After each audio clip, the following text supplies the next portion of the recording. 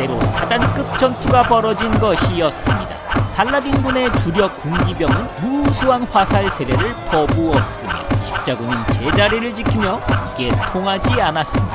흔들림 없이 십자군은 그의 주력 무기 덴마크산 도끼를 들고 살라딘 진열 한가운데로 뛰어들게 1191년 7월 사자왕 리처드가 이끄는 십자군은 아크레 공방전 승리로 인해 최종 목표지인 예루살렘으로 갈 수 있는 거점이자 교두보를 아크레에 세울 수 있었습니다. 그리고 지킬 것이 사라진 살라딘 군이 후퇴했을 때 십자군에도 문제가 발생합니다. 바로 십자군의 리더 자리에 리처드 1세라는 영국 왕과 필리프 2세라는 프랑스 왕이 공존할 수가 없다는 것이었죠. 20대의 혈기왕성한 프랑스의 필리프 2세는 실질적으로 3차 십자군을 통솔하는 리더이길 원했으나 반대편의 리처드가 워낙에 야전 사령관으로서 인기가 많아서 십자군 휘하 지휘관들과 병사들이 모두 리차드의 명령만 따르려 했으니 자존심에도 상처를 받았고 또 다른 야심도 있었습니다. 그 시기 프랑스의 절반은 영국 땅이었기에 노르망디 지역을 갖고 싶던 필리프는 본국으로 돌아가 노르망디 땅을 차지하기 위한 전쟁 준비를 하려 했다고 추측되어지고요. 그렇게 아크레 점령 직후 필리프는 리처드를 만나 당신이 올 때까진 절대 영국 땅을 침범하지 않겠다고 약속을 하고 속으론 침범만 안 하고 준비는 완벽하게 마칠 심산으로 먼저 프랑스로 돌아가게 됐습니다. 십자군엔 커다란 구심점이 하나 사라졌지만 내분 요소도 함께 사라진 셈이었죠. 리처드에겐 그간 모아뒀던 충분한 군자금으로 십자군 전체를 운용할 자금이 있었고 필리프 2세가 남기고 간 프랑스 십자군까지 한 번에 통솔할 지휘권도 획득한 것이었으니까요. 그렇게 십자군의 전권을 장악한 리처드는 이 아크레에서 세심하게 예루살렘 탈환을 위한 경로를 계획했습니다. 해안가 도시인 아크레를 차지하긴 했지만 내륙 깊숙한 곳에 있는 예루살렘까지 가는 경로는 아직 너무 멀었기 때문에 리처드는 먼저 더 아래쪽 야파 지역을 차지한 후 예루살렘으로 향하기로 경로를 결정하게 됐습니다. 그리고 아크레에 남아있던 무슬림 포로 2700여 명의 처리를 놓고 살라딘과 협상을 진행했는데 리처드는 살라딘에게 금화 20만 개와 살라딘이 가져갔던 예루살렘 왕국의 상징이자 보물이었던 참십자가를 돌려달라고 했는데 살라딘은 지지부진 돈이 부족하다며 시간을 더 달라고 질질 끌었고 이에 리처드는 살벌한 결정을 내립니다. 포로 2700여 명을 아크레 밖으로 끌고 나와 멀리서 살라딘이 다 지켜볼 수 있는 상태로 전부 처형시켜버린 것이었습니다. 리처드는 이로써 자신과의 협상에서 틀어지면 어떻게 된다는 제대로 된 본보기도 과시하면서 현실적으로 2700여 명의 포로를 먹일 식량도 아끼는 수를 썼고 이슬람 진영에선 절대적 믿음의 존재였던 살라딘에게 다수의 포로들을 살리질 못했다는 원망과 의문까지 이끌어냈던 것이었습니다. 살라딘도 이를 보고 이를 갈고 있었고 만반의 채비를 마친 8월 25일 리처드와 1만 2천여 명의 십자군이 아크레를 떠나 야파를 향해 남진을 개시했습니다. 시기가 한여름의 8월이었고 리처드는 이전 하틴 전투에서의 재앙적 대패의 원인이 엄청났던 더위와 물 부족이었음을 간파하고 있었기에 철저하게 십자군은 해안가로 진로를 잡았으며 더위를 피해 오전과 오후에만 행군을 했습니다. 그리고 리처드가 전장에서 항상 중요시 여겼던 게 보급이었던 만큼 병력 또한 내륙 쪽 최전방에 보병을 배치하였고 이때부터 보병들 사이에 주력 무기는 활에서 석궁으로 대체되었는데 당시에 엄청난 위력을 발휘하게 됩니다. 석궁은 활보다 훈련 기간도 짧고 무조건 서서 쏴야 하는 활에 비해 엎드려서도 쏠 수 있는 자세에 유용하며 한 팔로만 계속 당기며 쏴야 하는 활보다 활을 매길 때 힘이 덜 들고 두 팔이나 번갈아가며 팔을 사용하며 장전이 가능한 무기이기에 그 피로도에서 차이가 커서 장시간 싸울 때 위력을 발휘하는 물건이었죠. 그리고 십자군의 두 번째 진열인 가운데에 기동력이 좋은 기병을 배치했으며 제일 안쪽 최후방에 수송대를 배치했습니다. 수송대 쪽은 바다가 막아주고 있으면서 함대들까지 추가 보급품을 싣고 따라 나서며 호위를 하니 철저하게 보급부대를 지키는 배치를 했고, 군대 사이사이엔 최측근 영국 십자군을 배치함으로써 다국적 연합군이 모인 십자군에서 언어로 인해 전체 운용에 의사소통 문제가 없도록 했습니다. 이로 인해 하루에 고작 6km 이동으로 행군 속도는 굉장히 느렸지만 틈을 찾기 힘든 제대로 된 사단장이 이끄는 잘 조직화된 체계였습니다. 그리고 조심스레 이 빈틈을 찾으며 살라딘의 군대가 내륙 쪽에서 쫓아가고 있었습니다. 병력은 살라딘 군이 2배 정도 더 많았으나 완벽한 방어체제를 하고 있는 십자군에게 함부로 돌격하긴 힘든 상황이었죠.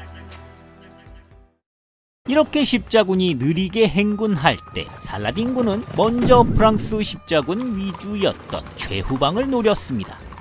살라딘 군 군기병들의 기습으로 십자군 후방은 위기에 처했으나 당황하지 않고 명령체계를 유지하며 군기병에게 맞서거나 딸려나가지 않고 피해를 받으면서도 행군을 이어나갔습니다. 그리고 이 소식을 들은 최전방의 리처드는 분노하며 말을 타고 전력으로 후방에 홀로 달려나갔습니다. 그리고 말 그대로 적진 한가운데로 뛰어들며 닥치는 대로 살라딘 군을 썰어 나갔습니다. 놀란 살라딘 군은 혼비백산하며 숲 쪽으로 달아났으며 이때부터 리처드는 무슬림 병사들에게 잔뜩 공포감을 주게 됐고, 그렇게 8월 26일 하이파에 도착해 잠시 휴식을 취하고 행군은 계속됐습니다. 리처드는 항시 살라딘의 기습에 신경을 쓰고 있었기에 진영의 최전방엔 전투력은 높지만 호전적이고 인내심이 적은 템플 기사단을 배치하고 최후방엔 방어력과 인내심이 강한 9호 기사단을 배치했습니다. 그렇게 소규모 기습을 받으며 행군은 이어졌고, 아르스프 숲에 당도한 9월 7일 25,000여 명의 살라딘 군이 제대로 공격을 감행합니다. 제대로 사단급 전투가 벌어진 것이었습니다. 살라딘 군의 주력 군기병은 무수한 화살 세례를 퍼부었으며 십자군은 제자리를 지키며 석궁으로 응수하며 버티고 있었습니다. 당시 중세 십자군은 1대1에서 엄청나게 강했지만 자존심이 강해 상대가 싸움을 걸어오면 무조건 돌격하는 전사들이었기에 지금까지 살라딘 군의 승리 공식은 먼저 공격해 느려 터진 일부 십자군이 딸려 나와서 십자군이 분산되면 갉아먹으며 각계 격파를 하는 시기였는데, 리처드의 절대적인 명령 체계로 인해 이게 통하지 않았습니다. 흔들림 없이 십자군은 딸려나가지 않고 묵묵히 우수한 화살을 맞아가면서도 자리를 지켰습니다. 후방의 9호 기사단은 피해가 심해지며 리처드에게 달려와 공격 명령을 내려달라고 요청했지만 기다려라, 아직이다 라고 리처드는 공격 요청을 거절했습니다. 이런 십자군의 놀라운 인내력에 조급해진 살라딘은 병력을 더 도입했고 십자군에게 보다 근접해 창을 던지고 곤봉으로 방패를 공격하며 자극해 나갔습니다. 이에 일방적으로 막고만 있던 십자군은 다시 한번 공격 명령을 요청했지만 역시나 리처드는 아직이다 라며 허락해주지 않았습니다.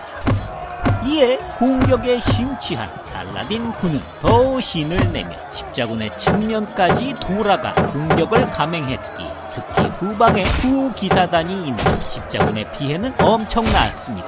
병사들은 활 10발을 맞은 상태에서도 서서 방어하고 있었다고 하죠. 안달난 9호 기사단에서 다시 리처드에게 찾아와 공격 명령을 요청했지만 이번에도 돌아오는 답변은 거절이었습니다. 이때까지 리처드는 철저하게 전체 전열을 보며 전황을 파악하고 공격 타이밍을 가늠하고 있었습니다. 일부가 먼저 따라 나가거나 흩어지면 적의 의도대로 되는 것이기에 적을 충분히 끌어들인 다음 한 번에 전군이 동시에 공격해야 승산이 있음을 잘 알고 있었죠.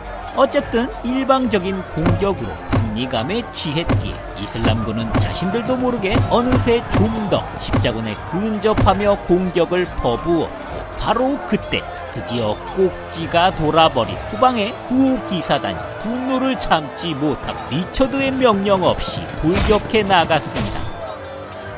이를 본 리처드는 전체 진영을 빠르게 훑어보고 드디어 결단을 내립니다. 지금이다! 전군 진격!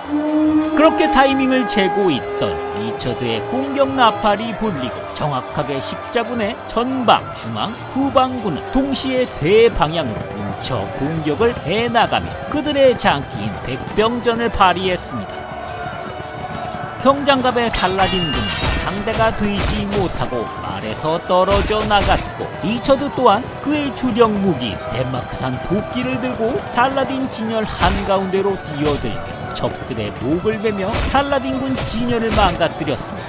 이 과정에서 무려 일반 병사도 아니고 아미르라 불린 이슬람 지휘관들이 32명이 죽었습니다. 리처드와 일종의 이른바 일기토 자체란 걸 할 상대가 없었던 것이었죠. 선봉에서 리처드와 정예병들이 진열을 헤집고 망가뜨리면 뒤이어 템플 기사단과 주복 기사단이 처리해 나갔습니다. 이를 멀리서 보던 살라딘은 하도 기가 차서 어이가 없었고, 저자가 바로 사탄이 아니겠느냐 라고 우픈 이야기와 한숨을 쉬고 퇴각하기에 이르렀습니다. 그렇게 참을성과 인내력으로 승리한 이 아르수프 전투로 십자군은 12,000 중 700여 명의 사상자를 기록했고, 살라딘군은 25,000 병력 중 7,000여 명의 사상자를 기록하며 그야말로 압도적 대승을 기록했습니다. 그렇게 살라딘은 리처드와 제대로 붙어본 전투에서 패배하고 물러났고, 리처드의 십자군은 사기가 하늘을 찌르며 9월 9일